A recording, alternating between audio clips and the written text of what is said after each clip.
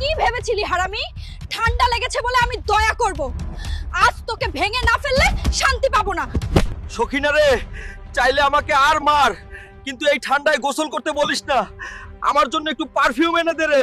শুনে রাখ হারামি, আজ যদি তুই গোসল না করিস তাহলে আমি এখনই বাবার বাড়ি চলে যাব রে। সখিনা, তুই চলে যা রে। তবুও আমি গোসল করব না রে।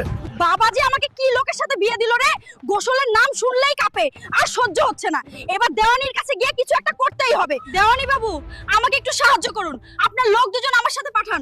আমার হালকে জোর করে গোসল করাতে হবে, ওর গা থেকে খুব দুর্গন্ধ বের হচ্ছে। গোসল করাতে লোক লাগবে না রে, আমার কাছে একটা বুদ্ধি আছে, মন দিয়ে শোন। দেওয়ানি বাবু, আপনাকে লাখ লাখ ধন্যবাদ রে। হাল্ক ভাই, তাড়াতাড়ি চল, তোর সখিনা গ্রামের পুকুরে পড়ে গেছে রে। তুই এসব কি বলছিস রে? সখিনা রে, আমি আসছি, আমি তোকে বাঁচাবো রে। কি রে আমার হাল্ক, তোকে তো আজ ভালো করে নাহিয়ে দিলাম। এবার সবাই দেখ আমার হাল্কের পাওয়ার। তাড়াতাড়ি সাবস্ক্রাইব কর, লাইক দে আর কমেন্টে হাল্ক রে রে লিখ।